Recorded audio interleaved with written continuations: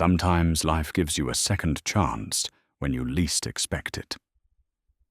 Dennis Hale, a 55-year-old single father, was just trying to survive his divorce by planting a small garden in his backyard. While working near the back hedgerow, his gloved hand felt something unusual beneath the soil. He uncovered a circle of large, dirt-covered eggs buried in the ground. At first, Dennis thought it was a prank or leftovers from an old chicken coop. He cleaned one off and called the local agricultural office. What they told him changed everything. The eggs belonged to a bird species that vanished from the region decades ago. His quiet yard had become home to something impossible. How did these rare creatures find their way to his property? Before we jump back in, tell us where you're tuning in from. And if this story touches you, make sure you're subscribed because tomorrow I've saved something extra special for you.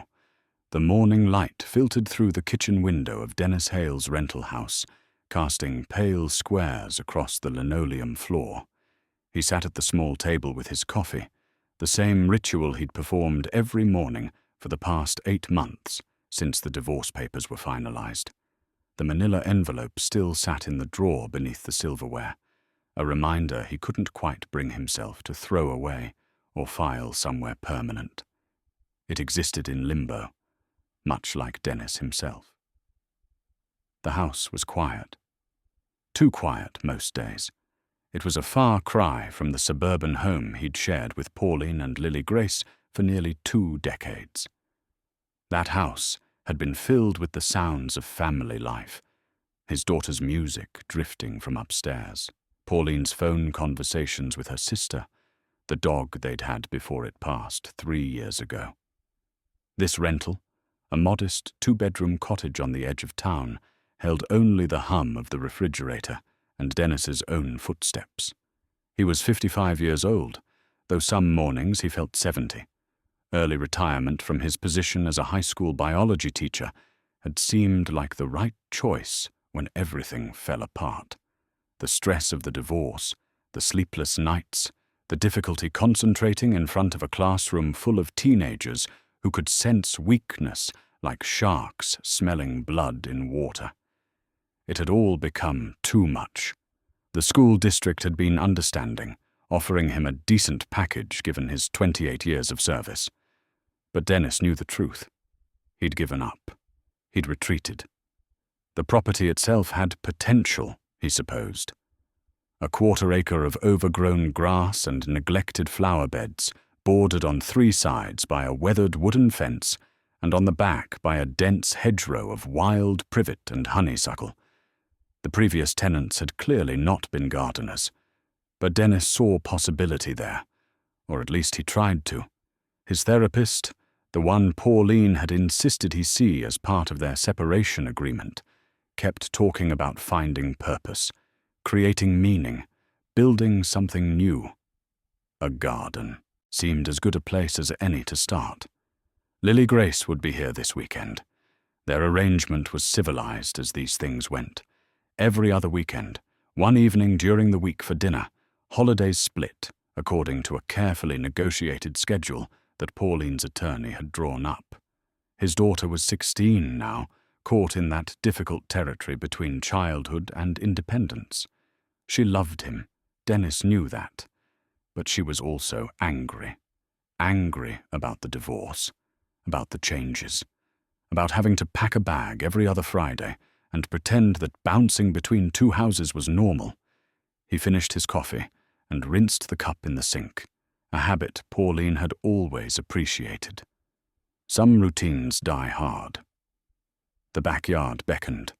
Dennis had spent the previous week clearing the worst of the overgrowth, cutting back the grass, pulling weeds from what had once been flower beds along the fence.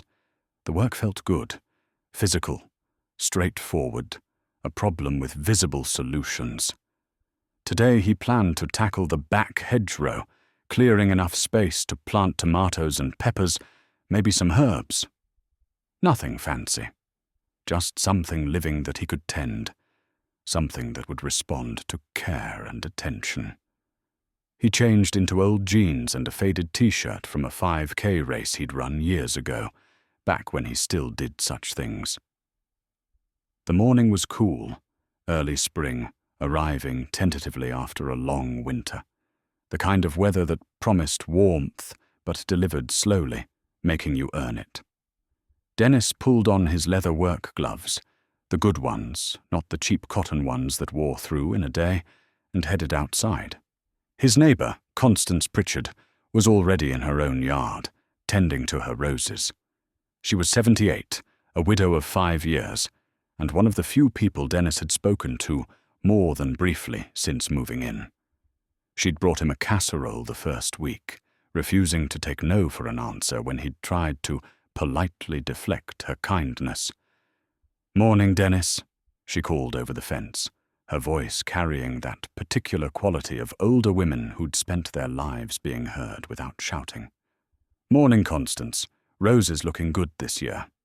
They're trying their best, going after that jungle back there today." Dennis smiled. She'd called it a jungle since the first time she'd seen it. "Figured it's time. Want to get some vegetables in before the season gets away from me. Good for you. Growing things is good for the soul." She said it matter-of-factly, without the therapeutic overtones his counselor might have used, and Dennis appreciated that.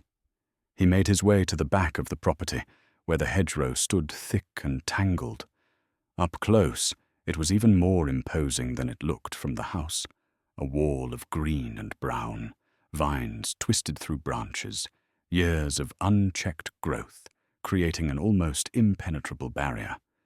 He'd need to be strategic about this, cutting away the dead wood first, then gradually thinning the living growth until he had a manageable border and enough cleared space for planting. Dennis started with the pruning shears, clipping away dried vines and dead branches. The work was meditative, requiring just enough attention to keep his mind from wandering too far down familiar, unhappy paths. Clip, pull, toss. Clip, pull, toss. The pile of debris grew steadily beside him. After an hour, he'd made decent progress. The hedgerow was beginning to look less like an abandoned wilderness and more like something that could be shaped, managed, brought under control. He knelt down to pull at a particularly stubborn root that was interfering with his planned garden bed, working his gloved fingers into the soil. That's when he felt it. Something smooth and hard, just beneath the surface. Not a rock. The texture was different, more regular. Dennis carefully excavated around the object, pulling away handfuls of soil and old leaves. An egg. No, not just one egg. His fingers traced the outline of another beside it. And another. He sat back on his heels, staring at what he'd uncovered. 7 eggs, arranged in a rough circle, each one larger than a chicken egg, covered in dried mud and bits of vegetation. They'd been deliberately buried, or at least carefully concealed, just below the surface of the soil. Dennis's first thought was practical, almost dismissive. Someone's prank, neighborhood kids with too much time on their hands. But as he carefully cleaned the dirt from one of the eggs, that explanation felt less likely. The shell had weight to it, substance. It was real. His second thought was that perhaps the previous tenants had kept chickens, though the landlord had mentioned no such thing. But chickens didn't bury their eggs in circles under hedgerows. Dennis carefully lifted one egg, cradling it in both palms. The shell was off-white, with faint speckles, slightly warm from the soil or perhaps from the sun. He felt something inside. Not movement exactly, but presence. Weight that shifted ever so slightly when he tilted the egg. These were real. These were alive. He stood slowly, egg still in hand, his mind racing through possibilities. His biology background was mainly in cellular and molecular biology. He'd taught high school students about DNA and photosynthesis, not field ornithology. But he knew enough to recognize that this was unusual. very unusual. Dennis carefully returned the egg to its place and stood, brushing the soil from his gloves. He needed to call someone. The Agricultural Extension Office seemed like the right place to start. They dealt with farming issues, livestock, that sort of thing. They'd know who to contact about mysterious eggs appearing in residential backyards. Inside, he washed his hands and found the number online. The phone rang 3 times before a cheerful voice answered. "County Agricultural Extension, this is Brenda." "Hello, yes, I'm sorry to bother you, but I found something unusual in my backyard, and I'm not sure who else to call. That's what we're here for." "What seems to be the problem?" Dennis explained, trying to sound rational and not like someone who'd lost touch with reality. "Large eggs, buried in a circle, definitely not chickens." To her credit, Brenda didn't laugh or suggest he call someone else. "That is unusual. Let me transfer you to our wildlife liaison. He'll know better what you're dealing with. Hold, please." Elevator music filled Dennis's ear. He waited, staring out the kitchen window at the backyard, at the hedgerow that suddenly held mysteries he hadn't anticipated when he'd decided to plant tomatoes. A man's voice came on the line. "This is Gerald Strickland. I understand you found some eggs?" Dennis repeated his story, with more detail this time. The size, the location, the circular arrangement. Gerald listened without interrupting. "Mr. Hale, I'm going to give you a number for the State Wildlife Department. What you're describing sounds like it might be significant. They'll want to send someone out to take a look, probably tomorrow if you're available." "Significant how?" "Well, I don't want to speculate, but ground-nesting birds of that size are fairly rare in this area. Most of them were pushed out decades ago. If there's a breeding pair that's returned, that's something the state would definitely want to document." Dennis felt a flutter in his chest that he hadn't experienced in months. Genuine excitement, curiosity untempered by the weight of his personal troubles. "I'll be here whenever they want to come." He took down the number and made the call immediately. A woman with a brisk, professional manner took his information and promised someone would be in touch within 24 hours to schedule a visit. After hanging up, Dennis walked back outside. The eggs lay undisturbed where he'd found them, patient and mysterious. He'd moved to this little house to find some peace, to build something small and manageable, while he figured out what came next in his life. He hadn't expected mystery.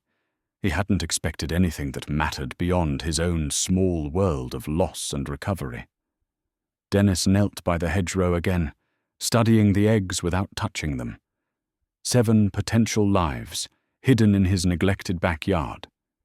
He thought about his daughter, about the distance that had grown between them, and wondered if maybe this was something they could share. Something new that belonged to neither his old life nor his broken present, but to whatever came next. The sun climbed higher, warming the morning. Dennis stayed by the eggs a while longer, keeping watch over something that didn't yet have a name, but already felt important. Dr. Harriet Vance arrived the following afternoon in a dusty Subaru wagon with a faded "Preserve Our Wildlife" bumper sticker peeling at the corners. Dennis had been watching from the window, nervous in a way that reminded him of waiting for parent-teacher conferences back when he was on the other side of the desk. He'd spent the morning tidying the house, though Dr. Vance would likely spend all her time in the backyard. Old habits. She was perhaps 60, with steel-grey hair pulled back in a practical ponytail and the kind of weathered face that spoke of decades spent outdoors. She wore cargo pants, hiking boots, and carried a battered field bag that looked like it had seen every ecosystem in the state. "Mr. Hale." She extended her hand as Dennis met her at the door. Her grip was firm, professional. "Dennis, please. Thank you for coming so quickly." Gerald Strickland doesn't call me often. When he does, it's usually worth the drive." Her eyes were sharp, assessing. "Show me what you found." Dennis led her through the house and into the backyard. He'd placed small stakes around the nest site to mark it clearly, careful not to disturb anything. Dr. Vance walked slowly, scanning the entire yard, before focusing on the hedgerow. When she knelt beside the eggs, her demeanor shifted. The professional skepticism Dennis had sensed in her posture disappeared, replaced by something else, a stillness that suggested she was looking at something she hadn't expected to see. "May I?" she asked, gesturing to the eggs. "Of course. I've only touched one, just to see if it was real." She reached for the nearest egg with careful hands, lifting it gently and turning it in the light. Her lips moved silently, and Dennis realized she was counting, measuring with her eyes. She set it down with exquisite care and examined another, then a third. "Do you know what these are?" Dennis asked when the silence stretched too long. Dr. Vance sat back on her heels, and for the first time since arriving, she looked directly at him. "If I'm right, and I need to verify this, these are cerulean ground nester eggs. When did you find them?" "Yesterday morning. I was clearing this area to plant a garden." "And you haven't moved them? This is exactly where they were?" "I repositioned one after I picked it up. But yes, this is the site." Dr. Vance pulled a camera from her bag and began photographing the nest from multiple angles. She took measurements with a small tape measure, made notes in a weathered field notebook, and handled each egg with the reverence usually reserved for ancient artifacts. "The cerulean ground nester was declared regionally extinct in 1989, she said, still photographing. "The last confirmed sighting in this county was 1987, a single bird passing through during migration. Before that, they hadn't been documented breeding here since the early 1960s. Dennis felt his pulse quicken. "But these eggs are fresh, recently laid, probably within the past 2 weeks. Dr. Vance looked up at him. "Mr. Hale, if these eggs are what I think they are, this is the most significant ornithological discovery in this region in 40 years. Maybe longer." The weight of her words settled over them both. Dennis looked at the eggs, 7 ordinary-looking objects that suddenly represented something extraordinary. What happened to them? The birds, I mean. Why did they disappear? The usual story. Habitat loss, primarily. They're ground nesters, which made them vulnerable to predators, especially as forests were cleared and fragmented. Agricultural expansion, suburban development, changes in land use. By the time anyone realized they were in trouble, the breeding population had collapsed. There are still populations in other parts of the country. But here? She shook her head. We assumed they were gone for good. But they came back. Apparently. Or they've been here all along, hidden, and we just didn't know. Dr. Vance stood, brushing dirt from her knees. I need to make some calls. With your permission, I'd like to set up monitoring equipment. Cameras primarily, to document the adult birds if they return. This site will need to be protected. Protected how? Legally, first. We'll need to contact the State Wildlife Agency, get an official protection order. Physically, we'll need to minimize disturbance. No mowing or work within at least 50 feet of the nest. Ideally, no one approaches except for monitoring purposes.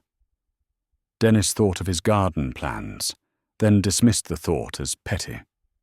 Whatever needs to be done. I just want to make sure nothing happens to them. Dr. Vance studied him for a moment, and Dennis had the sense he was being evaluated. You said you were a teacher. Biology, high school. I retired early. Recently? 8 months ago. She nodded as if this explained something. Mr. Hale, I need you to understand what we're looking at here. If these eggs hatch successfully, and if the adults establish this as a breeding territory, this site becomes critical habitat for a species that's been missing from our ecosystem for decades.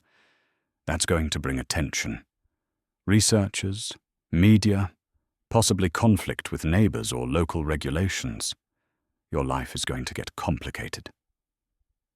Dennis looked at the eggs, thinking about his quiet plans for a simple garden, for a small life where he could heal in private. Then he thought about Lily Grace, about having something meaningful to show her this weekend, something that wasn't about lawyers or custody arrangements or the ruins of his marriage.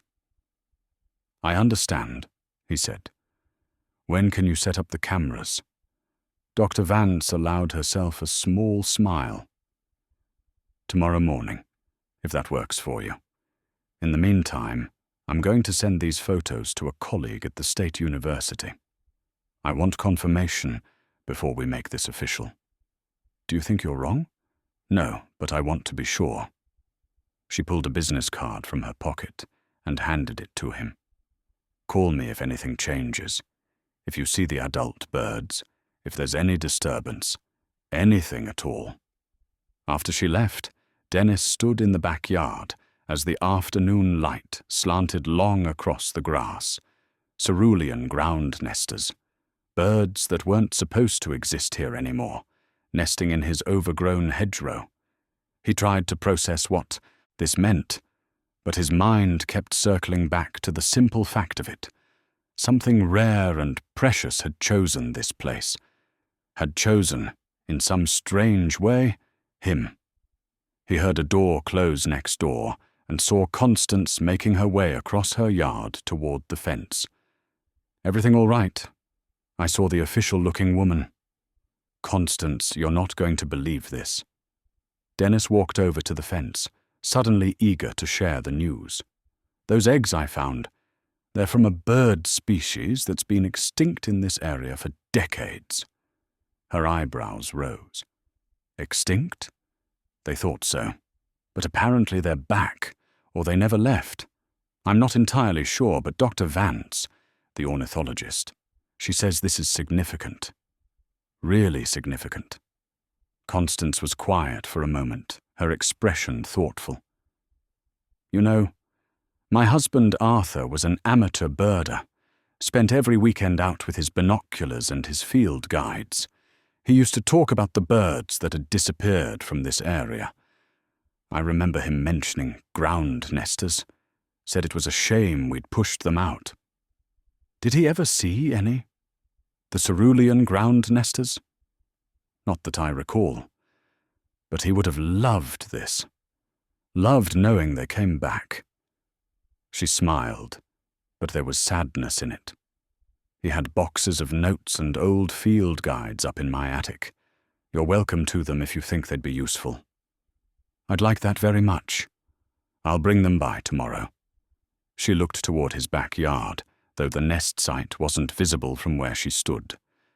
Arthur always said that nature finds a way, if you give it half a chance. I suppose he was right. After Constance went inside, Dennis returned to the nest site. He didn't touch anything, just observed, trying to see what the adult birds must have seen when they chose this spot. The hedgerow provided cover. The yard was quiet, private. There was water nearby. He could hear the creek that ran behind the properties on this street. Maybe it wasn't such a mystery after all. Maybe this was simply a good place for birds to raise their young. The same thought circled back. If it was a good place for them, maybe it could be a good place for him too. Dennis pulled out his phone and called Lily Grace. She answered after 3 rings, her voice carrying that particular teenage wariness reserved for unexpected parental contact. Dad, is everything okay? Everything's fine. Better than fine, actually. I found something today, and I wanted you to know about it before the weekend. Found something? He told her about the eggs, about Dr. Vance's visit, about birds that had been gone for 40 years suddenly appearing in his backyard. As he spoke, he heard her interest shift from obligatory to genuine. "That's actually pretty cool, Dad." "I thought you might think so. When you come this weekend, maybe we can watch for the adult birds together. Dr. Vance is setting up cameras." "Yeah, okay. I'd like that." After they said goodbye, Dennis remained outside until the sun set, and the evening chill drove him inside. 7 eggs under the hedgerow. 7 reasons to pay attention to something beyond his own circumstances. 7 small promises that life, despite everything, continues. He made dinner, something simple from a can, and ate while reading everything he could find online about cerulean ground nesters, their habitat requirements, their breeding behavior, the conservation efforts that had failed to save them in this region. He read until his eyes grew heavy, then fell asleep on the couch with his laptop still open, dreaming of birds he'd never seen. Dr. Vance returned the next morning with a younger man she introduced as her research assistant, Kyle, and enough equipment to outfit a small surveillance operation. Trail cameras, mounting brackets, solar panels, weatherproof cases. They worked efficiently, speaking in the shorthand of people who'd done this many times before. Dennis watched from a respectful distance as they positioned cameras at 3 different angles, all focused on the nest site, but far enough away to avoid disturbing it. Kyle explained the setup. Motion-activated recording, infrared for night vision, images uploaded to a secure server that Dr. Vance could access remotely. "We'll know the moment the adults return," Dr. Vance said, adjusting the final camera. "Assuming they do return. Ground nesters can be skittish. The fact that you uncovered the nest might have spooked them." "I was careful," Dennis said, then felt foolish. What did careful mean to a wild bird? "I'm sure you were. We'll know soon enough." She stood back, surveying their work with satisfaction. "I heard back from my colleague at the university. Based on the photos, he agrees with my assessment. These are definitely cerulean ground nester eggs. He's reaching out to the State Wildlife Commission to start the protection process." "How long does that take?" "Depends. Could be a few days, could be a few weeks. In the meantime, this is your property, so you have every right to protect it yourself. Just keep people away. Minimize noise and activity near the nest." After they left, Dennis felt the house's silence more acutely. He made coffee and sat at the kitchen table with the old field guides Constance had brought over earlier. Arthur Pritchard had been meticulous, his handwriting small and precise in the margins of worn pages. Notes about sighting dates, weather conditions, behavioral observations. On the page for cerulean ground nesters, he'd written, "Last seen May 1987, female, possible migrant, unlikely to return, habitat too degraded." Dennis traced his finger over the words, feeling a strange kinship with this man he'd never met. Arthur had cared about these birds, had documented their disappearance, had given up hope of their return. And now, 3 decades later, they'd come back to a yard next door to where he'd lived. His phone buzzed, a text from Lily Grace. "Still coming tomorrow. Can we check the cameras?" He replied, "Absolutely. Dr. Vance showed me how to access them." The day passed slowly. Dennis found himself checking the camera feeds every hour, seeing nothing but empty hedgerow and occasional squirrels. He tried to read, to distract himself with mundane tasks, but kept returning to the laptop, to the static images that might, at any moment, reveal something extraordinary. Evening came. Still nothing. He made dinner, ate without tasting it, checked the cameras again. The light was fading now, the infrared switching on automatically. The nest site glowed pale green on his screen, eerily beautiful. Then, At 8:47 p.m., the motion sensor triggered. Dennis leaned forward, his heart suddenly loud in his ears. A bird emerged from the undergrowth, larger than a robin, smaller than a crow, with distinctive blue-grey plumage and a russet breast. It approached the nest with cautious, deliberate steps, pausing frequently to scan for threats. The cerulean ground nester. Real. Alive. In his backyard. The bird settled onto the nest, adjusting its position with small, precise movements. A moment later, a second bird appeared, slightly larger, its coloring more muted. The pair exchanged what looked like a greeting, soft touches of beaks, before the second bird took over incubation duties and the first moved off to forage. Dennis watched, transfixed, as the cycle repeated. Every 20 minutes the birds would switch places, one guarding while the other rested or fed. The coordination was remarkable, the dedication absolute. He called Dr. Vance immediately. "They're here," he said when she answered. "Both adults. They're on the nest right now." "I see them." Her voice carried undisguised excitement. "I've been monitoring the feed. This is perfect, Dennis. This is exactly what we needed. I'm recording everything. This footage alone will be invaluable for the protection application." They stayed on the phone together, watching in companionable silence as the birds continued their routine. After a while, Dr. Vance spoke again. "You should be proud. You found something remarkable and you protected it. Not everyone would have done that." After hanging up, Dennis continued watching until nearly midnight. The birds remained constant, their vigilance unwavering. Something about their dedication moved him deeply. These creatures, following instincts honed over millennia, pouring everything into the fragile potential of 7 eggs. The next morning, Lily Grace arrived with her overnight bag and her phone already out, ready to document everything. Dennis had prepared for her visit with unusual care, cleaning the guest room she used, stocking her favorite cereal, planning activities around the birds without making it feel forced or educational. She'd grown taller since he'd last really looked at her. When had that happened? Her dark hair was pulled back in a ponytail, and she wore the expression of guarded openness that had become her default around him. 16 and navigating, her parents' divorce, trying to be fair to both while protecting herself from the damage. "So, can I see them?" she asked after dropping her bag in her room. "On the cameras, yes. In person, we need to stay back. Dr. Vance says too much disturbance could make them abandon the nest."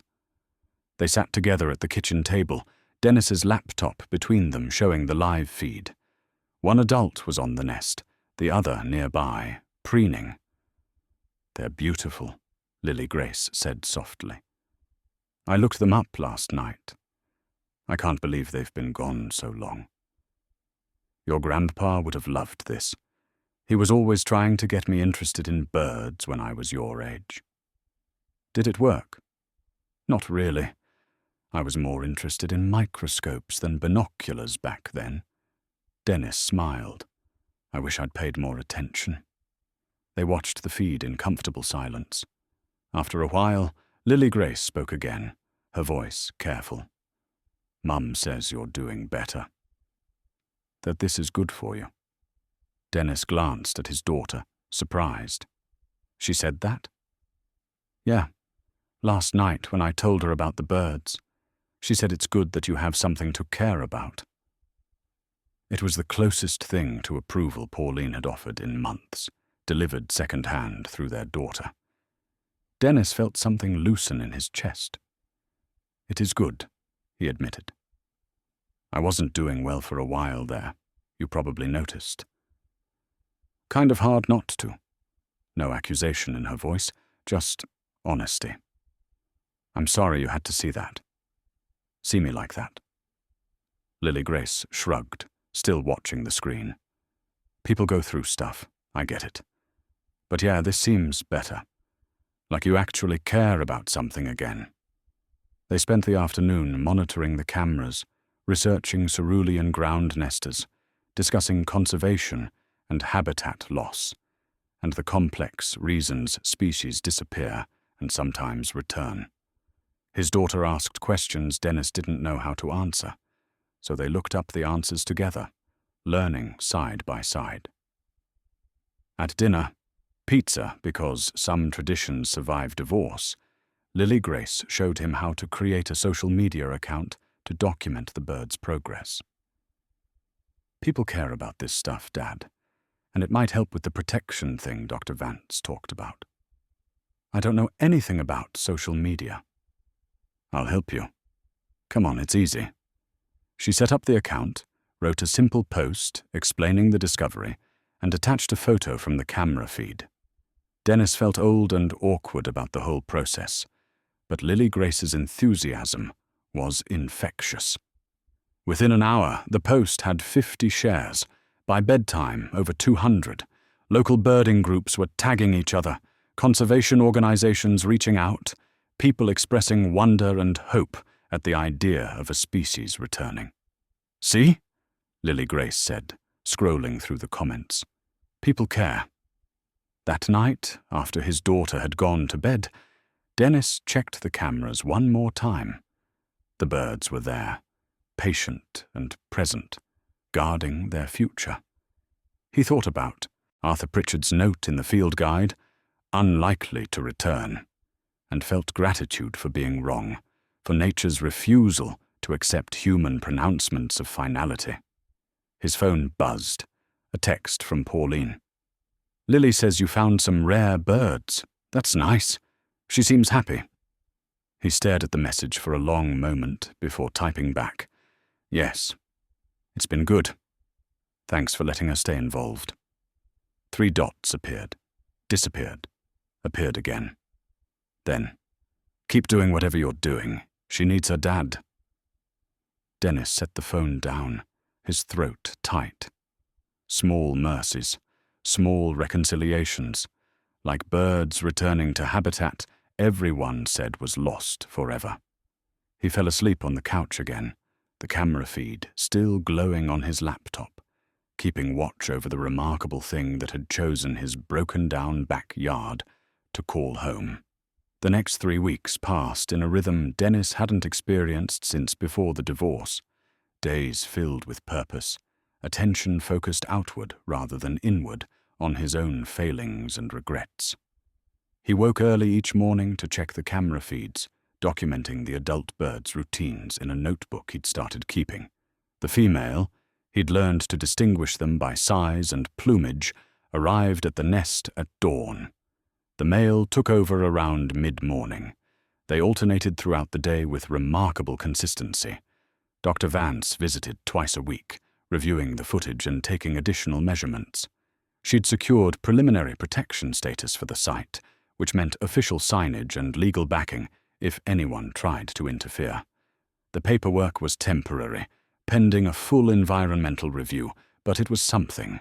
The social media account Lily Grace had created grew beyond anything Dennis had anticipated. Local news picked up the story. A reporter named Gregory Pine, from the county newspaper, called requesting an interview.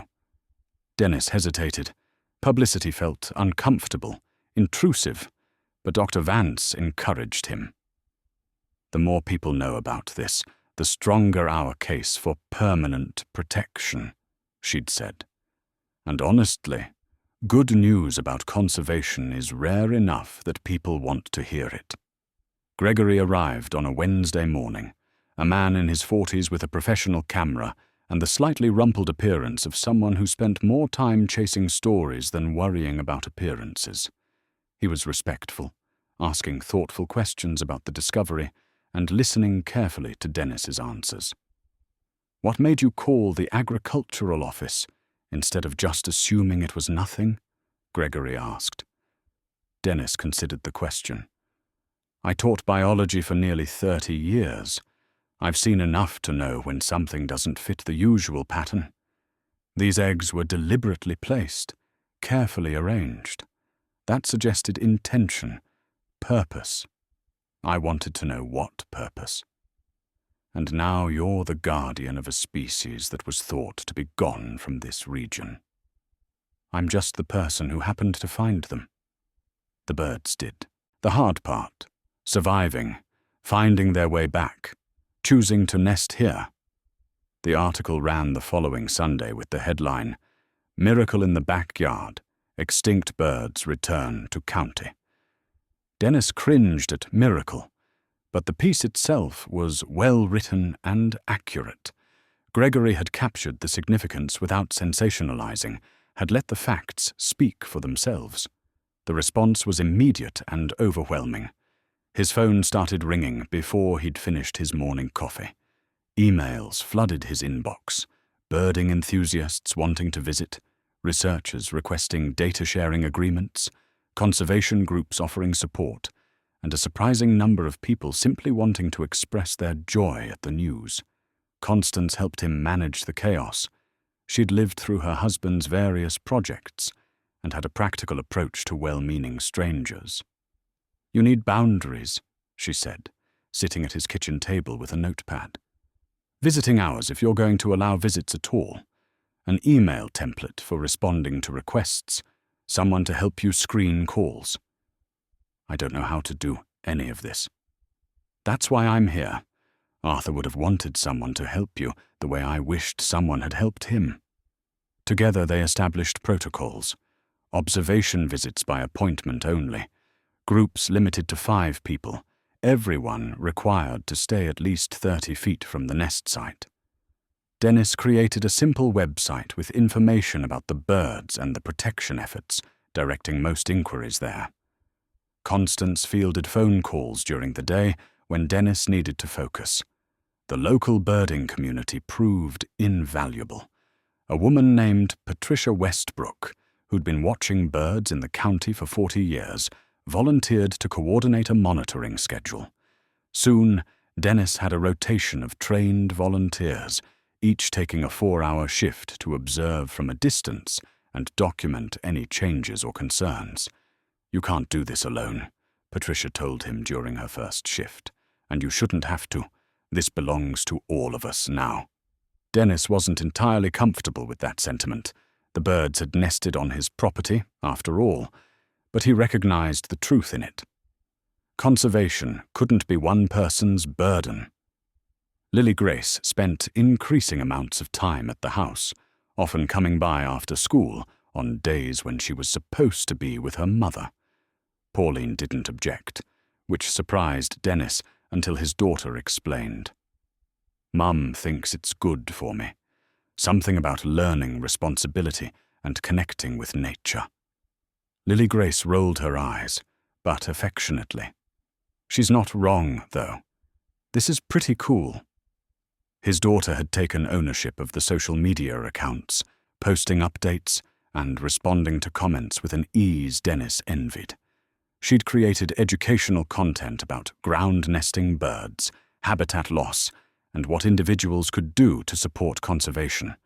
Her posts reached thousands of people, many of them her age, introducing a new generation to the idea that nature could be protected and restored.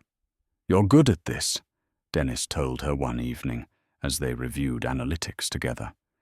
"It's just social media, Dad. It's communication. It's making people care about something beyond themselves. That's not a small thing." She ducked her head, pleased but embarrassed by the praise. "I've been thinking about environmental science. For college, I mean. This made me realize I actually like learning about ecosystems and conservation."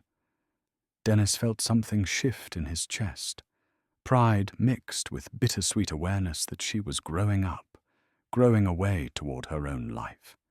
"You'd be excellent at that." "You think so?" "I know so." One evening, 3 weeks after the discovery, Dennis's phone rang with an unfamiliar number. He almost didn't answer. Too many calls from strangers lately. But something made him pick up. "Mr. Hale? This is Preston Weatherby. I'm an attorney representing Fairview Development Corporation. Dennis felt his stomach tighten. How can I help you? I'm calling regarding the property adjacent to yours, the vacant lot to the east. My clients recently purchased it with plans to develop a small townhome complex. We've become aware of the protected bird nest on your property and wanted to reach out proactively. Proactively? To discuss the development timeline and address any concerns about potential impact to the wildlife area. We're committed to responsible development and want to ensure we're in compliance with all environmental regulations. The words were smooth, professional, and Dennis didn't trust them for a second. What kind of timeline are we talking about? Construction would begin in approximately 6 weeks. The project will take roughly 8 months to complete. We've reviewed the preliminary protection order for your property and believe our plans are fully compliant. 6 weeks. The eggs wouldn't have hatched by then.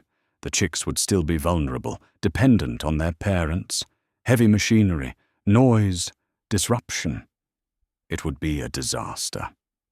I'll need to discuss this with the wildlife biologist managing the protection status, Dennis said, keeping his voice level. Dr. Harriet Vance. I assume you'll be coordinating with her as well? A brief pause. We'll certainly reach out to all relevant parties. I wanted to contact you first as the adjacent property owner. Professional courtesy. After hanging up, Dennis immediately called Dr. Vance. She answered on the second ring, and he explained the situation. Her response was a single word, spoken with weary frustration. Damn. How bad is this? It depends on the specifics of their development plan. The protection order covers your property, but we haven't had time to assess the surrounding area for critical habitat designation. If the birds are foraging on that adjacent lot, and they probably are, construction could drive them away permanently. What can we do?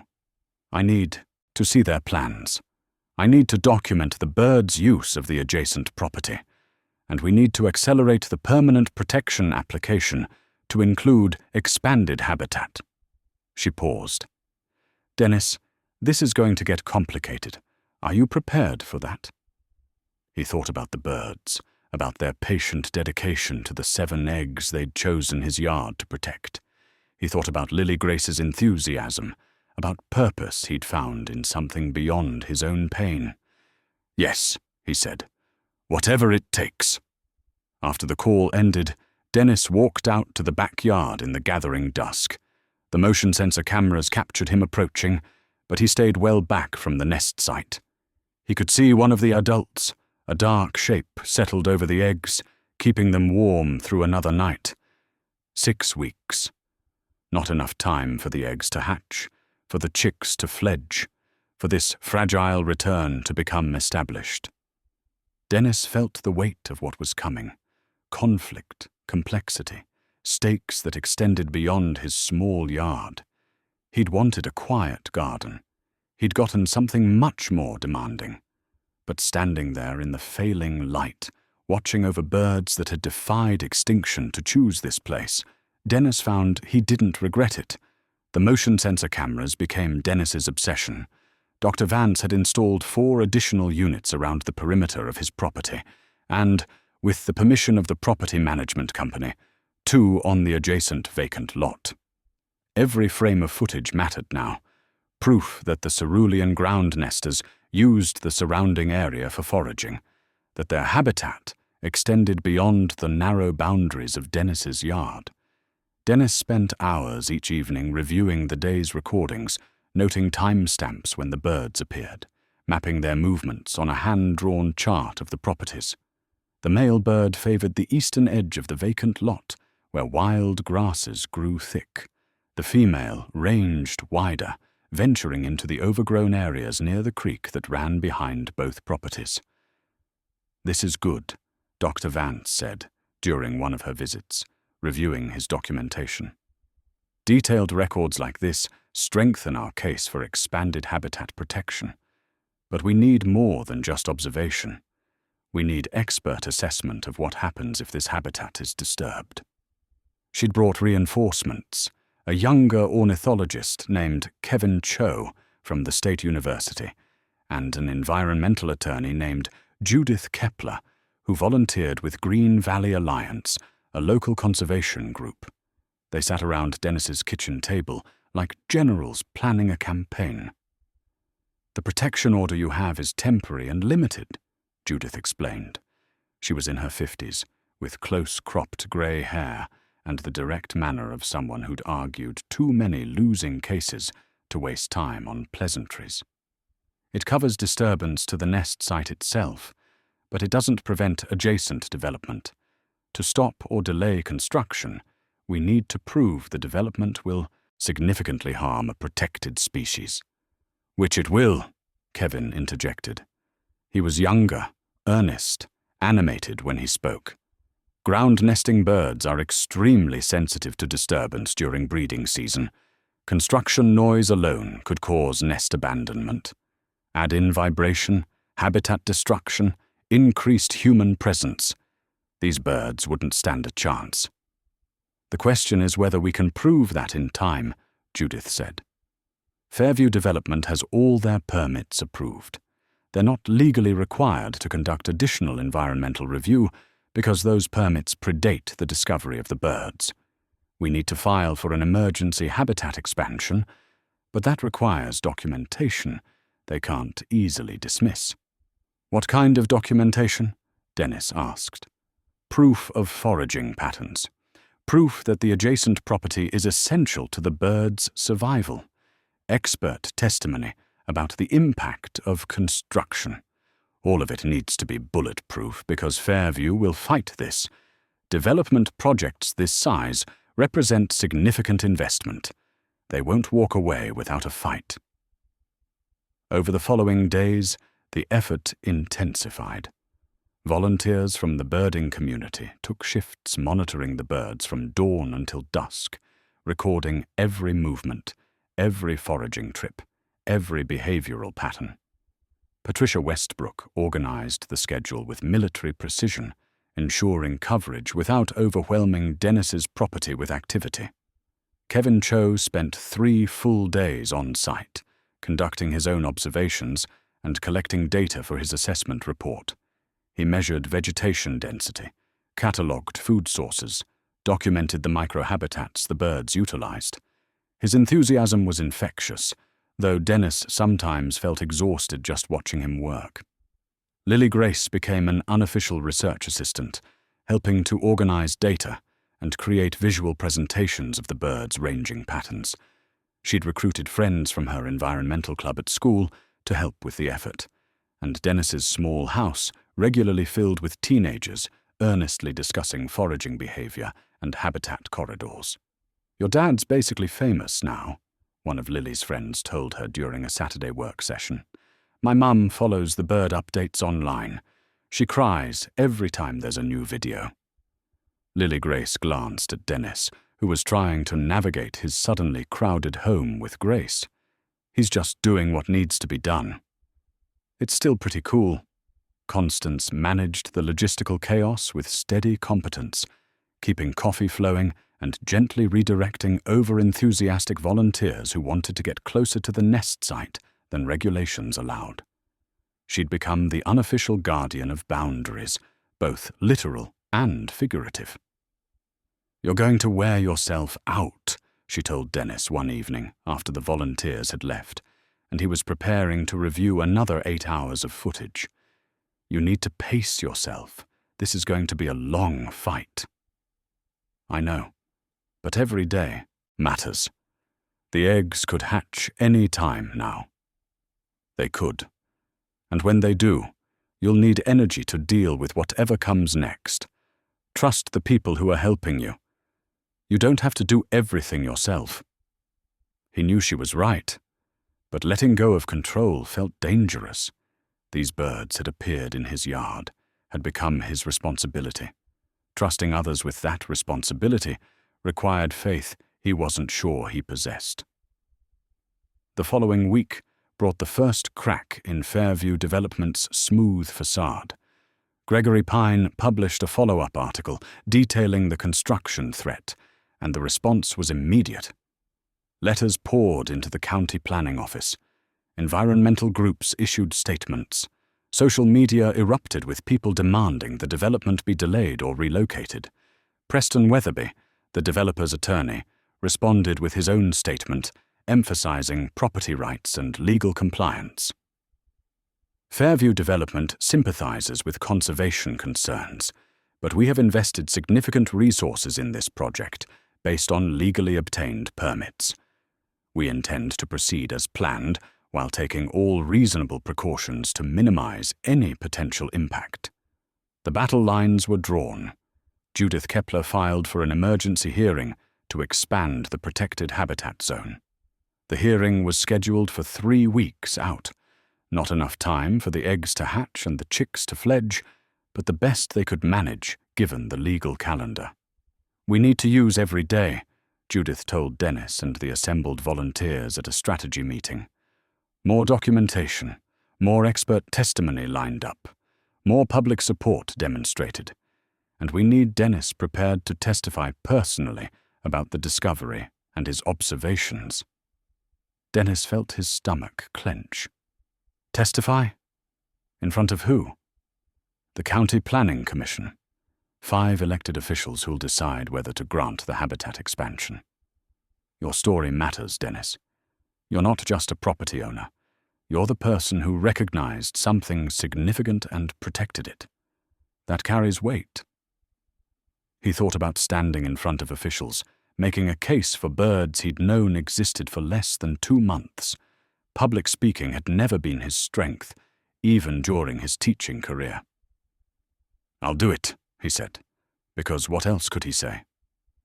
Pauline called that evening, an unexpected event that made Dennis's pulse spike with old anxieties. "I heard about the development situation," she said, without preamble. "From Lily. It's complicated. She says you might have to testify at some hearing. Yes, in a few weeks. Silence on the line, the kind that used to precede criticism. But when Pauline spoke again, her voice was thoughtful. You should do it. You're good at explaining things when you care about them. You'll make them understand why it matters." Dennis blinked, caught off guard by the support. "Thank you. That means a lot. Lily's very proud of you, in case you were wondering." Another pause. "I am too. This is a good thing you're doing." After they hung up, Dennis sat in the quiet kitchen for a long time, processing the conversation. Pauline's approval, hard-won and unexpected, felt like absolution for failures neither of them had quite articulated. He checked the cameras one more time before bed. Both adult birds were present, the nest undisturbed. Tomorrow would bring more work, more preparation, more evidence gathered in service of fragile lives that depended on human advocacy they couldn't comprehend. But tonight, Dennis allowed himself a moment of gratitude. For the birds, for the people helping to protect them, for his daughter's pride and his ex-wife's acknowledgement, for purpose that extended beyond his own small sorrows. He fell asleep in his chair, the camera feed glowing softly in the darkness, keeping watch. The first egg hatched on a Tuesday morning at 6:47 a.m. Dennis wasn't there to witness it. He'd finally taken Constance's advice and allowed himself a full night's sleep. But the cameras captured everything. Kevin Cho called at 7:30, his voice breathless with excitement. "Dennis, you need to check the overnight footage. 4th camera angle, starting at 6:45. Dennis pulled up the recording on his laptop. Coffee forgotten as he watched the grainy infrared footage. The female bird shifted position, her movements suddenly purposeful. A crack appeared in one of the eggs, then another. Over the course of 18 minutes, a tiny wet chick emerged, almost alien in its vulnerability. Dennis felt his throat tighten. He'd seen hatching videos before, had taught the biology of reproduction countless times. But this was different. This was a life that shouldn't exist, emerging against odds, stacked impossibly high. Over the next 72 hours, 5 more eggs hatched. The 7th egg, smaller than the others, showed no signs of life. On the 3rd day, the adult birds removed it from the nest, a quiet acknowledgement that not all potential becomes reality. Dennis grieved for that 7th chick in a way that surprised him. He understood, intellectually, that not all eggs hatch successfully. But he'd invested hope in all 7, had allowed himself to believe that this time everything would work out perfectly. "Nature isn't perfect," Dr. Vance said gently when he mentioned his reaction. 6 healthy chicks is an exceptional success rate for ground nesters. You should celebrate that. He tried. The 6 surviving chicks were remarkable, tiny, demanding, growing visibly each day. The adult birds worked ceaselessly, bringing insects and small seeds, keeping the chicks warm, defending them from potential threats. Dennis found himself checking the cameras compulsively, reassuring himself that all 6 remained safe. The public response to the hatching was overwhelming. The social media posts Lily Grace created garnered thousands of responses. Local news stations requested footage. National birding organizations reached out, wanting to feature the story in their publications. Dennis granted selective permissions, always conscious of not disturbing the birds themselves. Gregory Pine wrote another article. This one focused on the race against time. The chicks needed 5 to 6 weeks to fledge, to develop enough to leave the nest and survive independently. Fairview Development's construction timeline put breaking ground at 4.5 weeks.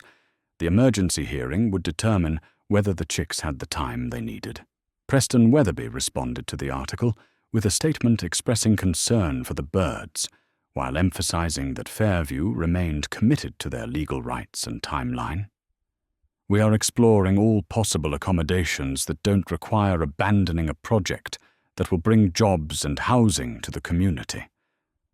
The statement was designed to sound reasonable, but Judith Kepler saw through it immediately. "They're not going to compromise," she told Dennis during a preparation session for the hearing. "They're positioning themselves as the reasonable party, so that if we win, they can claim government overreach. And if they win, they've already established their willingness to accommodate, which insulates them from public criticism. So what do?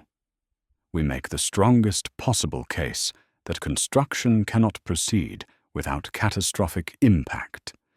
And we make it in terms the commissioners can't ignore: scientific, legal, and emotional." They rehearsed Dennis's testimony. Judith asked him questions, sometimes gently, sometimes with the aggressive edge she anticipated from Fairview's legal representation. Dennis stumbled through his answers at first, too technical or too emotional, never quite finding the right balance. "Tell them why it matters," Judith said, after one particularly stilted response. "Not in abstract terms. Tell them what these birds mean to you personally." Dennis tried again. "When I found these eggs, I was—" He stopped, the words catching in his throat. "I wasn't doing well. The divorce, the retirement, I'd lost my sense of purpose. Finding these eggs gave me something beyond my own problems. Something that mattered in a way I'd forgotten. Things could matter." Judith nodded. "That's better. That's honest. The commissioners need to see you as a person, not just another witness."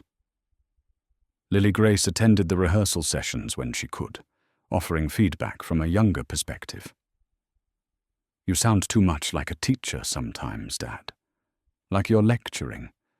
Just talk like you're explaining it to me." Her observation was astute. Dennis had spent so many years in classroom mode that it had become his default for conveying information. unlearning that instinct proved harder than he'd anticipated. The week before the hearing, tensions in the house ran high. Dennis slept poorly, waking frequently to check the camera feeds. The chicks were growing rapidly now, developing feathers, becoming more active. They were beautiful and impossibly fragile. Constance found him one morning staring at the laptop, exhausted and wired on too much coffee. "You're going to make yourself sick," she said, not unkindly. "I keep thinking about everything that could go wrong. What if the commissioners don't care? What if the legal arguments aren't strong enough? What if you trust that you've done everything possible?" She sat down across from him. "Arthur used to do this, you know. Work himself into knots over things beyond his control. I finally told him that worry is just prayer for things you don't want to happen. It doesn't change outcomes. It just steals your peace. I don't have much peace to steal at this point." "Then stop giving away what little you have left." She stood, patting his shoulder. "The hearing is in 3 days. Until then, take care of yourself. The birds need you functional, not falling apart." She was right, of course. Dennis forced himself into better routines, regular meals, actual sleep, exercise beyond pacing his kitchen. He spent time with the birds, too, not just watching footage, but sitting quietly in the yard at a respectful distance, observing their world without the mediation of cameras. Lily Grace came over the night before the hearing. They ordered Chinese food and sat on the back porch, the evening warm and still. The adult birds were settling the chicks for the night, their soft calls carrying across the yard. "Are you nervous?" Lily asked, terrified. "You'll be good. You always are when you care about something." She picked at her lo mein, then set down her fork. "I told Mom I want to spend more time here, not just weekends." She said okay. Dennis looked at his daughter, surprised. "She did?" "She said you've become someone worth spending time with again." Lily Grace smiled slightly. Her words, not mine, though I agree. I never stopped wanting to be that person. I just lost track of how. "Well, you found your way back. That's what matters." They sat together as darkness fell completely, the cameras switching to infrared, the birds settling into their nighttime vigil. Tomorrow would bring the hearing, the arguments, the decision that would determine whether these 6 small lives had a future in this place. But tonight, Dennis allowed himself to simply be present with his daughter, watching over something precious they'd both come to love. The County Planning Commission met in a stark municipal building that smelled of floor wax and old coffee. Dennis arrived early with Judith Kepler, both of them carrying folders thick with documentation. The hearing room filled quickly, supporters wearing blue ribbons Lily Grace had distributed, Fairview Development representatives in business suits, media with cameras and recording equipment, curious citizens drawn by the publicity. Dennis scanned the crowd and found his daughter sitting with Constance in the 3rd row. Lily Grace gave him a thumbs up. Behind them sat Patricia Westbrook and a dozen members of the birding community. Dr. Vance was near the front, ready to provide expert testimony. Even Pauline had come, standing in the back, catching his eye with a brief nod. The 5 commissioners entered and took their seats at a raised dais. Commissioner Harold Briggs, the chair, was a heavy-set man in his 60s who'd made his fortune in real estate before entering public service. The others ranged from sympathetic to skeptical, based on their body language and the briefing Judith had provided. "This is an emergency hearing regarding application 2024 EH 447, request for expanded critical habitat designation on properties adjacent to 1847 Meadowbrook Lane," Briggs announced. "We'll hear from the applicant first, then from the opposition, then move to questions and deliberation. Let's keep this civil and focused on the facts. Judith stood, professional and composed. She outlined the legal framework, endangered species protections, habitat requirements, the precedent for emergency designations. Her presentation was methodical, building from established law to the specific case at hand. She introduced Dr. Vance's assessment, documenting the bird's use of the adjacent property. Dr. Vance took the stand next, presenting her findings with scientific precision.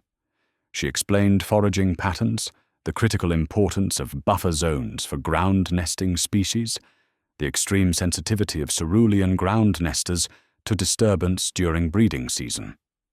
Construction activities within 200 feet of an active nest would, in my professional opinion, result in nest abandonment, she testified.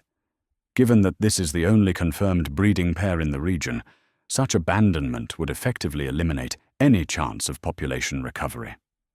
Commissioner Sarah Thornhill, a younger woman who'd campaigned on environmental issues, leaned forward. Dr. Vance, in your expert opinion, what would be required to protect these birds successfully? A buffer zone of at least 150 feet from the nest site, extended protection through the end of breeding season, and habitat preservation on the adjacent property to ensure adequate foraging area. The birds need approximately 5 more weeks for the chicks to fledge successfully. Preston Weatherby rose for cross-examination, his manner polished and skeptical. Dr. Vance, isn't it true that cerulean ground nesters exist in healthy populations elsewhere in the country? Yes, but... and that the species as a whole is not federally endangered. The species is listed as threatened in this state due to regional decline. The distinction matters because... Thank you, Doctor. Weatherby cut her off smoothly. So we're discussing a regional population concern, not a species-wide crisis. Would you say that's accurate?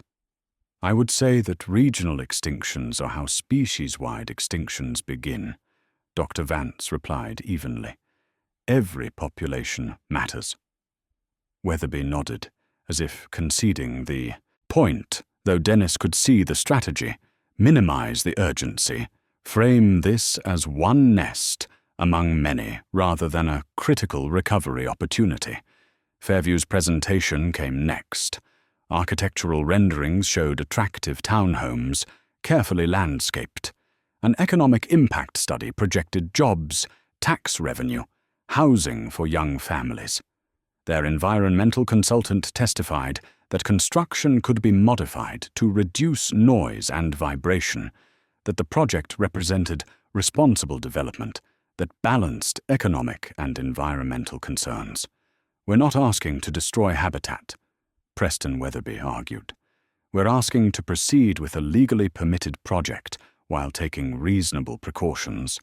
Our clients have proposed installing sound barriers, limiting construction to certain hours, and contributing $50,000 to a regional conservation fund. This is a good faith effort to accommodate wildlife concerns while respecting property rights. It sounded reasonable. That was the danger. Dennis watched the commissioners' faces, trying to read their reactions. Kevin Cho testified next, presenting data on construction impact studies from similar situations. His youth and enthusiasm worked in his favor. He spoke with genuine passion about the rarity of second chances in conservation. Then it was Dennis's turn. He walked to the witness stand, his heart hammering. Judith had coached him to speak clearly, to make eye contact, to remember he was telling a story that mattered. Commissioner Briggs administered the oath. Please state your name and address for the record. Dennis Hale, 1847, Meadowbrook Lane. Mr. Hale, you discovered the nest in question. Can you tell us about that discovery? Dennis took a breath, finding his footing. I was clearing an overgrown hedgerow to plant a garden.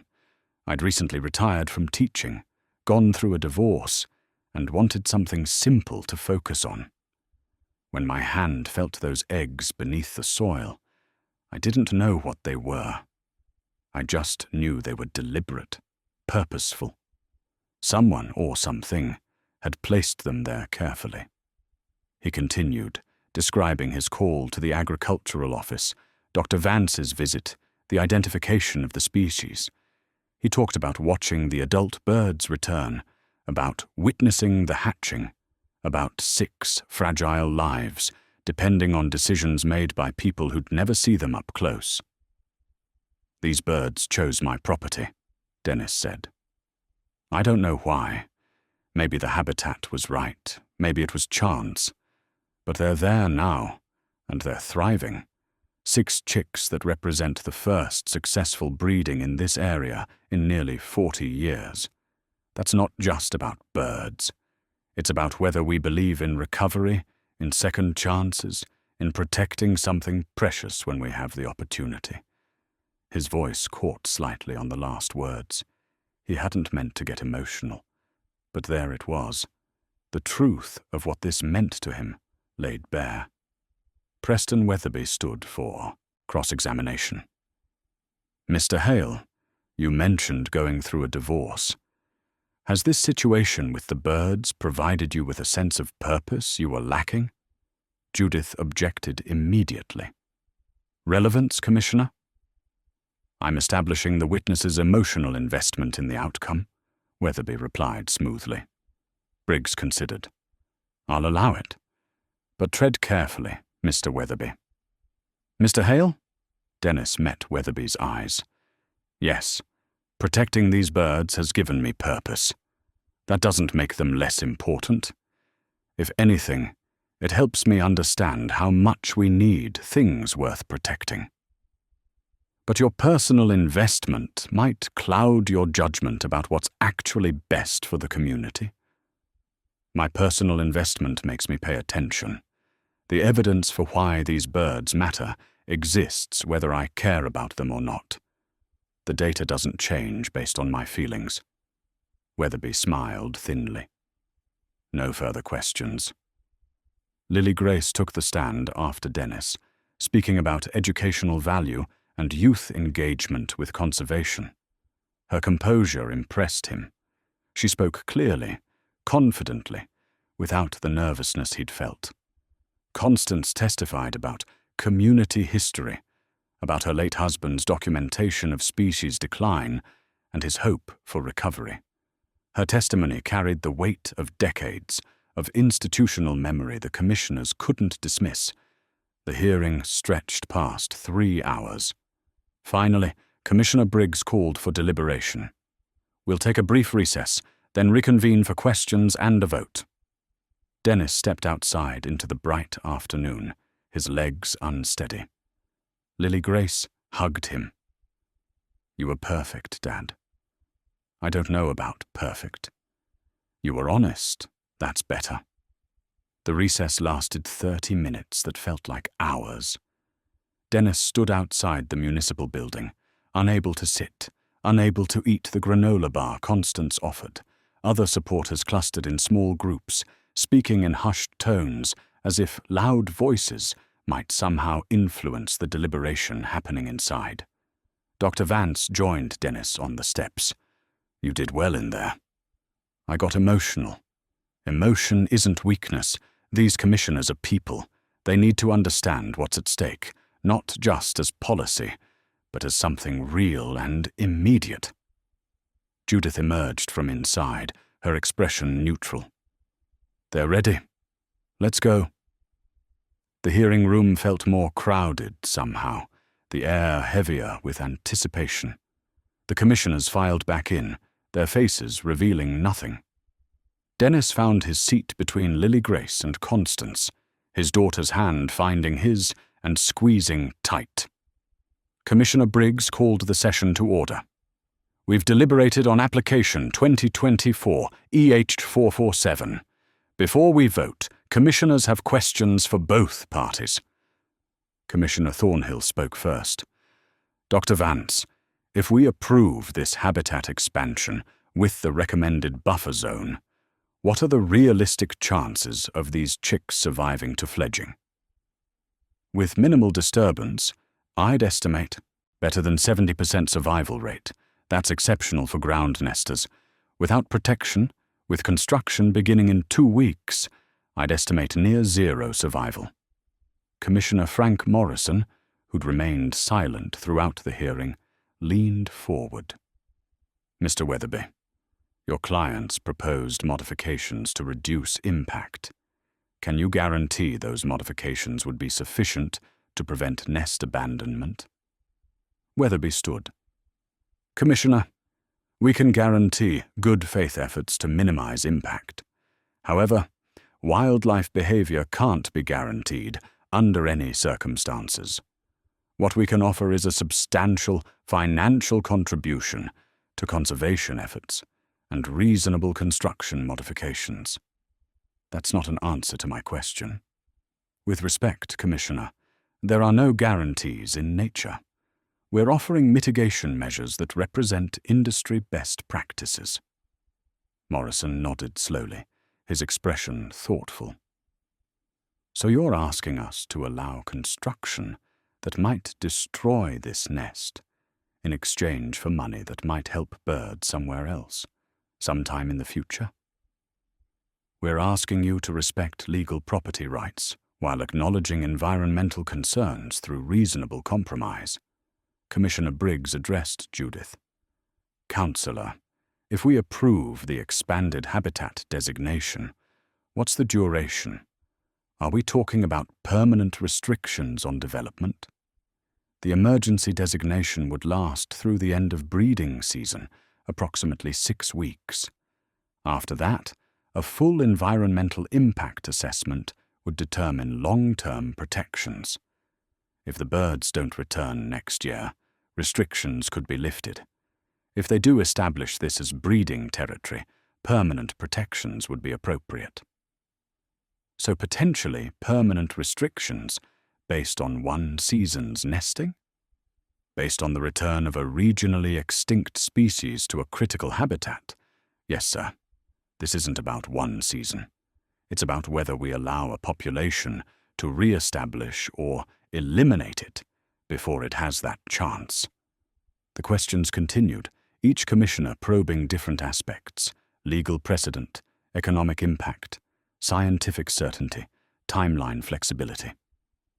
Dennis watched their faces, trying to read which way they were leaning. Thornhill seemed sympathetic. Morrison appeared genuinely wrestling with competing values. Commissioner Diane Fletcher had been silent, her expression skeptical throughout. The other 2 commissioners were harder to read. Finally, Briggs called for closing statements. Weatherby rose. Commissioners, Fairview Development respects environmental concerns. We've demonstrated willingness to compromise, to contribute financially to conservation, to modify our approach. But we cannot accept indefinite delays to a legally permitted project based on uncertainty.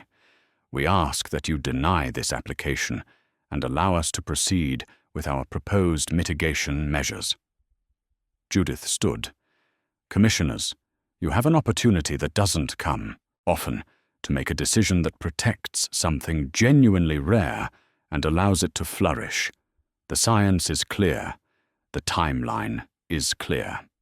6 more weeks gives these birds what they need.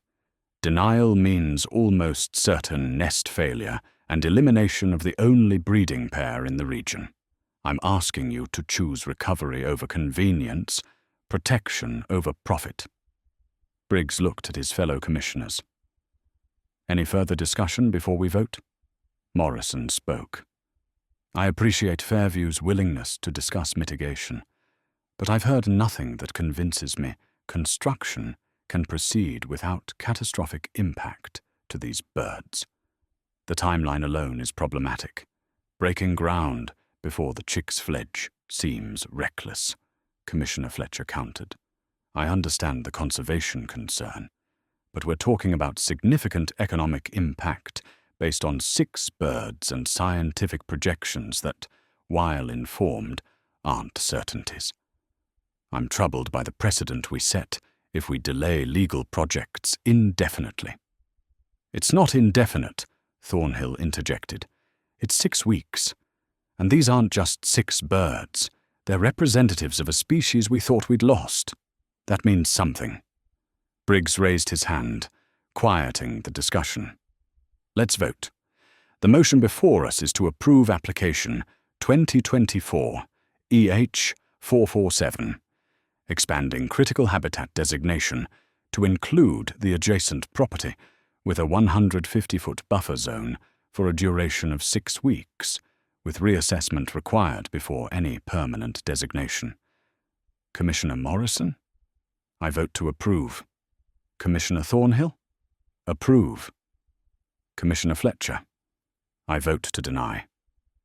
2 to 1. 3 votes remained. Dennis felt Lily Grace's hand tighten on his. Commissioner Reynolds? An older man who'd asked few questions cleared his throat. I vote to approve. Sometimes we need to give nature a chance. 3 to 1. 1 more vote would seal it. Commissioner Young? A woman in her 40s, who'd been taking extensive notes throughout, looked up. I've been thinking about legacy, what we leave behind. My children ask me about animals that used to live here, birds and butterflies they see in books, but never in real life. I'd like to be able to tell them we helped bring something back. She paused. I vote to approve. 4 to 1. The motion had passed. The hearing room erupted. People stood, applauding. Lily Grace threw her arms around Dennis, tears on her face. Constance was beaming. Patricia Westbrook and the birding community embraced. Dr. Vance allowed herself a rare smile. Briggs gavelled for order. The motion passes 4 to 1. The expanded habitat designation is approved for 6 weeks from today, at which point the Planning Commission will reassess based on updated conditions. Fairview Development, you're required to halt all construction activities on the adjacent property during this period. This hearing is adjourned. Preston Weatherby gathered his materials with controlled frustration, speaking briefly with his clients before leaving. Dennis caught a glimpse of their faces. Disappointment, anger, but also calculation. This wasn't over. Not really. But it was enough. 6 weeks. Time for the chicks to grow strong enough to fly. Outside, media swarmed. Dennis gave a brief statement, thanking the commissioners and everyone who'd supported the effort. Lily Grace stood beside him, and when the cameras captured them together, father and daughter united in protection of something fragile. Dennis felt the weight of the past year lift slightly. They celebrated quietly that evening at Dennis's house. Dr. Vance brought wine. Constance made her famous lemon cake. Kevin Cho gave an enthusiastic presentation about next steps for long-term habitat assessment. Lily Grace updated the social media accounts with news of the victory.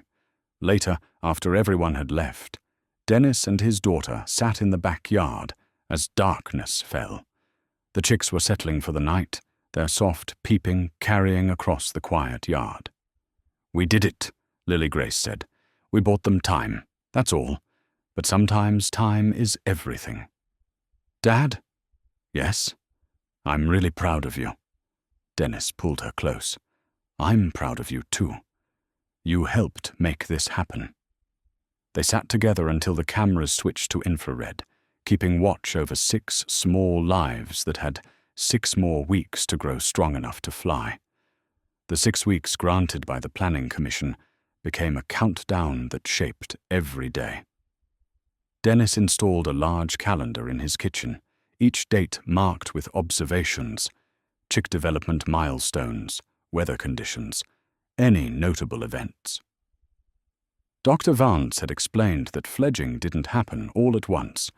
The chicks would gradually gain strength and confidence, making short flights before attempting longer ones. They need to be strong enough to sustain flight and forage independently, she'd explained. That's the measure of success. Not just leaving the nest, but surviving what comes after. The first 3 weeks passed in careful observation. The chicks transformed from helpless, down-covered creatures into recognizable juvenile birds. Their feathers came in stages, wing feathers first, then tail feathers, the distinctive blue-gray plumage emerging gradually. They grew bold, hopping around the nest area and under the watchful eyes of their parents. Dennis documented everything. Each morning he reviewed the overnight footage, noting behavioral changes. The male chick, he'd learned to distinguish them by size and subtle plumage variations, was the most adventurous, venturing farthest from the nest. The smallest chick remained cautious, staying close to whichever parent was present. Lily Grace visited 3 or 4 times a week now, often bringing homework she'd complete at his kitchen table between checking the camera feeds. Her presence had become natural, comfortable in a way it hadn't been since before the divorce.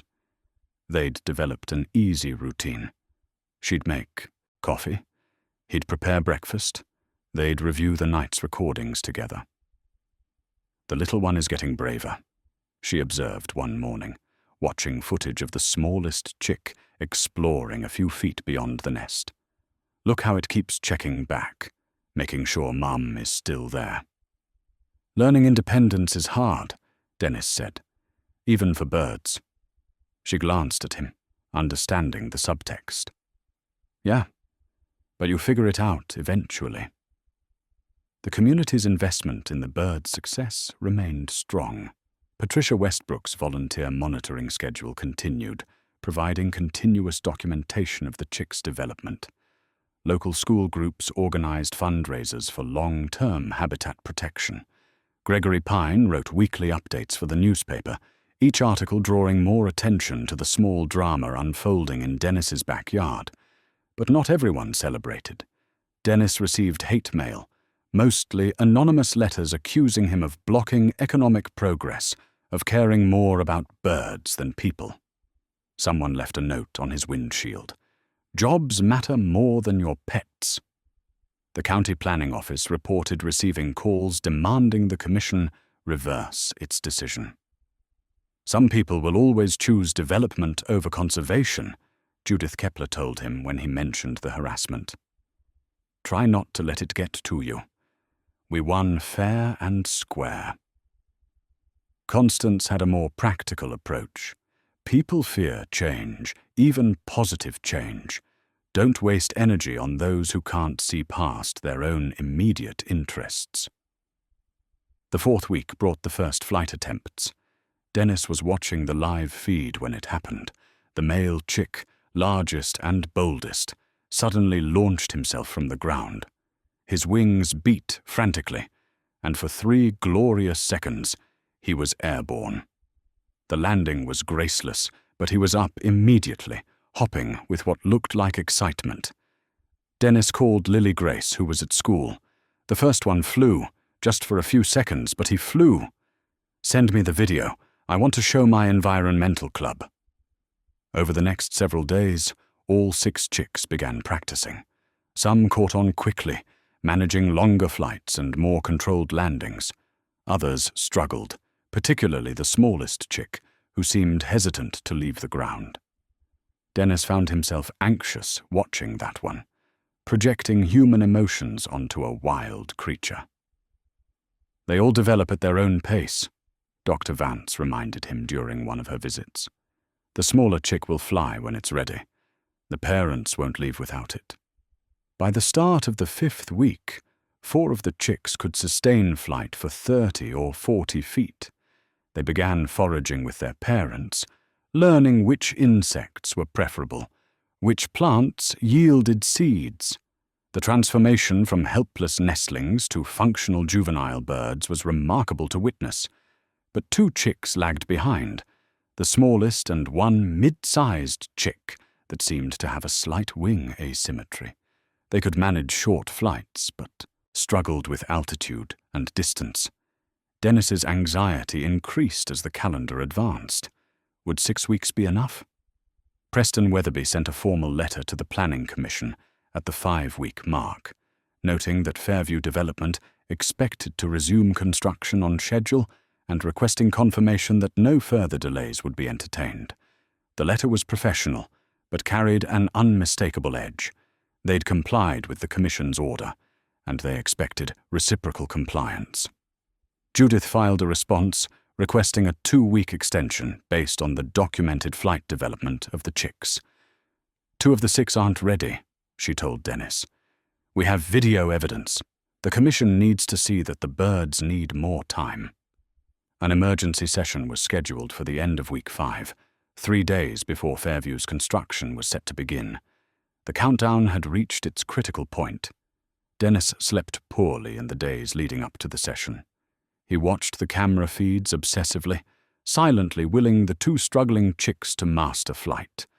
The smallest chick improved slightly, managing flights of 15 or 20 feet, but that wasn't enough to escape construction disruption. The mid-sized chick with the wing asymmetry showed little progress. What happens if they can't fly? Dennis asked Dr. Vance during a late-night phone call. If construction starts, the parents will likely abandon them to protect the chicks that can fly. It's harsh, but it's survival instinct. So we'd lose 2 of them. Possibly. Or the parents might stay and risk all of them. There's no way to predict with certainty. The night before the emergency session, Lily Grace stayed over. They sat in the kitchen late, neither able to sleep, both watching the camera feeds in silence. This isn't fair, Lily Grace said finally. We did everything right. Why isn't 6 weeks enough? Nature doesn't work on our timelines. These chicks needed 7 or 8 weeks, maybe. We got 6 because that's what was politically possible. So politics decides whether birds live or die. Sometimes. That's why the fight matters. Every extra day we can give them improves their chances. His daughter leaned against his shoulder. I hate this. I hate waiting to see if they make it. I know. Me too. They stayed there until dawn, watching the chicks huddle beneath their parents, 6 small lives suspended between survival and loss. The morning brought clear skies, and the awareness that today would determine everything. Dennis dressed carefully, the same outfit he'd worn to the first hearing, a superstition he knew was irrational but honored anyway. Lily Grace made coffee, and they drank it standing at the window, looking out at the yard that had become so much more than property. Whatever happens today, Dennis said, we gave them the best chance we could. Lily Grace nodded. That has to be enough. But as they drove to the municipal building, for the second time in 6 weeks, Dennis wasn't sure anything would ever feel like enough. The emergency session was smaller than the first hearing, fewer supporters, less media, a sense that the main battle had already been fought. But the stakes felt higher. Dennis sat in the same seat, Constance and Lily Grace flanking him, Dr. Vance and Judith Kepler ready at the front table. Commissioner Briggs gavelled the session to order. We're here to consider a request for 2-week extension of the Habitat Protection Order based on evidence that not all chicks have successfully fledged. Let's keep this brief. Ms. Kepler? Judith stood, projecting video footage on the screen behind her. Commissioners, 4 of 6 chicks have achieved successful flight. 2 have not. This footage from yesterday shows the developmental gap. The video played 4 chicks flying confidently, 2 struggling with short, weak attempts. These chicks need approximately 2 more weeks to develop sufficient strength. Without that time, they face abandonment or death when construction begins. We're asking for minimal additional protection to ensure full success. Preston Weatherby rose immediately. Commissioners, with respect, Ms. Kepler is asking you to move the goalposts. The original order was 6 weeks, enough time for normal fledging. If some chicks are developing slowly, that's unfortunate, but not grounds for indefinite delays. My clients have been extraordinarily patient. They've lost significant money honoring your previous order. They cannot sustain further delays. Commissioner Morrison spoke. "Mr. Weatherby, 2 weeks seems reasonable given we're talking about living creatures that were protected by this commission's previous decision. Commissioner, where does it end? 2 weeks becomes 4, becomes indefinite. At some point, property rights must be respected." Thornhill leaned forward. "Dr. Vance, is 2 weeks sufficient? Will we be back here, asking for more time? 2 weeks should be sufficient for the remaining chicks to achieve sustainable flight, barring any unforeseen health issues. After that, they'll be mobile enough to relocate if necessary, though construction will still likely drive the family group away permanently. So even with 2 more weeks, we lose them? As a breeding site, most likely yes, but the chicks survive, which is the immediate concern. Whether the adults return next season depends on many factors." Commissioner Fletcher, who'd voted against the original protection, shook her head. "So we're delaying a legal project another 2 weeks for birds that probably won't return anyway. That seems excessive." "It seems like completing what we started," Morrison countered. "We protected these birds. Stopping now means we wasted everyone's time and guaranteed failure." Briggs held up his hand. "Mr. Hale, you've been quiet. Do you want to address the commission?" Dennis stood, unprepared, but finding words anyway. "I understand this is frustrating for everyone. But 2 of those chicks aren't ready. They're trying. You can see it in the footage. But they need more time. We've come this far. 2 more weeks gives them a real chance, rather than a partial one." "And if they're still not ready in 2 weeks?" Fletcher asked. "Then we accept that we did everything possible. But I'd rather try and fail than quit when we're this close." The deliberation was brief. The commissioners huddled, speaking in low voices. Dennis couldn't hear the conversation, but he watched their faces. Morrison and Thornhill nodding, Fletcher shaking her head, Reynolds looking uncertain, Yang listening intently. Finally, Briggs turned back to face the room. "We'll vote on a 2-week extension only. After that, no further extensions will be considered regardless of circumstances. Commissioner Morrison? Approve. Commissioner Thornhill? Approve. Commissioner Fletcher? Deny. This is getting ridiculous. Commissioner Reynolds?" The older man hesitated. "I want these birds to make it, but I'm also troubled by the precedent. I vote to deny." 2 to 2, Yang's vote would decide. "Commissioner Yang?" She looked at Dennis, then at the frozen image of the struggling chicks on the screen. 2 weeks, that's all. I vote to approve, but this is the final extension." 3 to 2. The motion passed. Briggs gavelled. 2-week extension granted. Construction delayed until week's end, 2 weeks from today. At that time, protection ends, regardless of individual bird development. This commission is adjourned. Outside, Lily Grace hugged Dennis fiercely. 2 more weeks. 2 more weeks, he repeated, feeling both relief and renewed pressure. The calendar had reset. The countdown begun again. 14 days for 2 chicks to find their wings. Dr. Vance joined them. "We'll monitor them closely. Push comes to shove, there are interventions we can attempt, though I'd prefer not to interfere." "What kind of interventions?" "Physical therapy, essentially. Assisted flight practice. It's stressful for the birds, but sometimes effective." Dennis nodded, knowing they'd do whatever was necessary when the time came. They'd bought 2 more weeks. Precious, pressure-filled time that would determine whether 6 chicks survived or just 4. As they walked to the parking lot, Constance touched his arm. "You're doing right by them, Dennis. Arthur would have been impressed. I just want them to make it. They will. And if they don't, it won't be because you didn't try."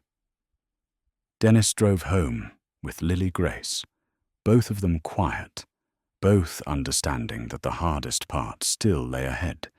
2 weeks to turn struggling chicks into capable flyers. 2 weeks before construction began and the sanctuary ended. 2 weeks that would determine everything. The final 2 weeks moved with agonizing slowness and impossible speed simultaneously. Dennis watched the camera feeds with intensity that bordered on obsession, documenting every flight attempt by the 2 struggling chicks. Dr. Vance visited daily, assessing their progress with clinical detachment that masked her own investment in their success. The smallest chick improved steadily. By day 4 of the extension, it managed a 40-foot flight with a controlled landing. By day 7, it was keeping pace with its siblings, its late development overcome through persistent effort. Dennis felt relief so profound it left him shaky.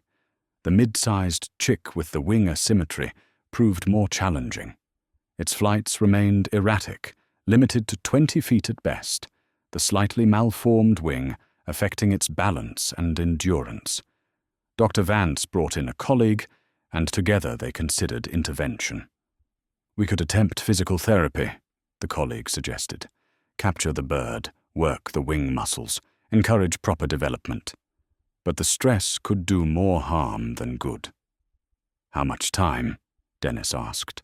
"A week of daily sessions, maybe less if it responds well. But we're talking about significant disturbance to the entire family group." They decided to wait 3 more days, giving the chick time to develop naturally. Dennis spent those days in the yard at the maximum safe distance, watching the parents encourage their offspring, marveling at their patience. On day 10, something shifted. The struggling chick launched itself with more power than Dennis had seen before, wings beating with improved coordination. It flew 30 feet, then 40, landing awkwardly, but staying airborne longer than ever. The next day, 50 feet. By day 12, it was functionally capable, if not graceful. "It's going to make it," Dr. Vance said, watching the footage with visible relief. "All 6 are flight ready. They can relocate when construction starts." The last 2 days felt like an exhale after holding breath for weeks. The chicks practiced constantly, their confidence growing. The parents began ranging farther from the nest site, teaching foraging in wider territory. The family group was preparing to disperse, the chicks' dependence naturally waning. Lily Grace stayed over the final night before construction was scheduled to begin. They sat in the darkened backyard, watching the infrared cameras show the birds settling for what might be their last night in this place. "Do you think they'll come back next year?" she asked. "Dr. Vance says probably not. The construction will make this unsuitable as a breeding site. But they're alive. That matters." "It does. But I'll miss them." "Me too." They sat in comfortable silence, father and daughter keeping vigil over the small miracle that had brought them together. Morning arrived with the sound of heavy machinery on the adjacent lot. Dennis watched from his window as construction equipment rolled in, workers beginning to stake out the building site. The bird stirred, alert to the noise.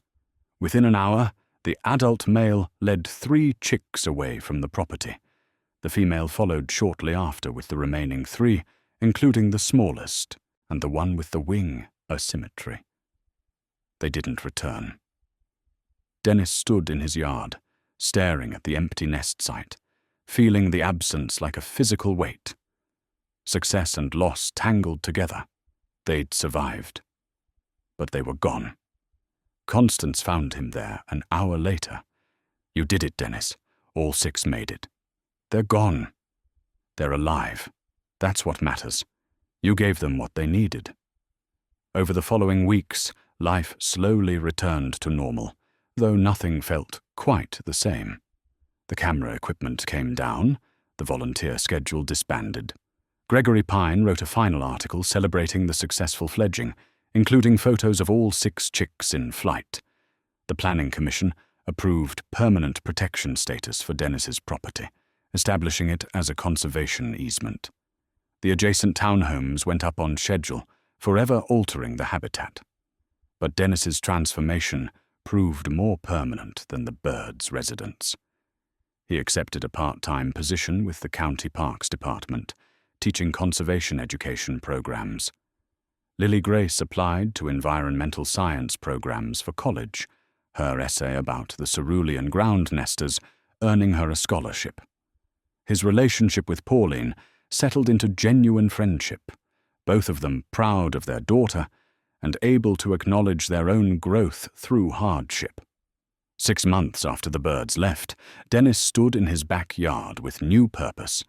He'd transformed the area into a native plant garden, creating habitat for pollinators and songbirds. It wasn't the same as hosting endangered ground nesters, but it was meaningful work. Lily Grace visited regularly, often bringing friends interested in conservation. The yard became an informal outdoor classroom, a place where Dennis shared what he'd learned about protecting fragile things. One morning in early spring, Dennis heard an unfamiliar call. He looked up to see a blue-gray bird with a russet breast perched on his fence. It observed him for a long moment, then flew to the hedgerow, now carefully maintained rather than overgrown, and disappeared into the vegetation. Dennis smiled, understanding that some returns are brief, some gifts temporary. What mattered was being ready when they arrived, being worthy of the trust placed in ordinary yards by extraordinary lives. He'd planted tomatoes that spring, finally. The garden he'd originally intended, grown in soil that had cradled something more precious than vegetables. Life continuing, fragile and persistent, in a backyard that had learned to be sanctuary.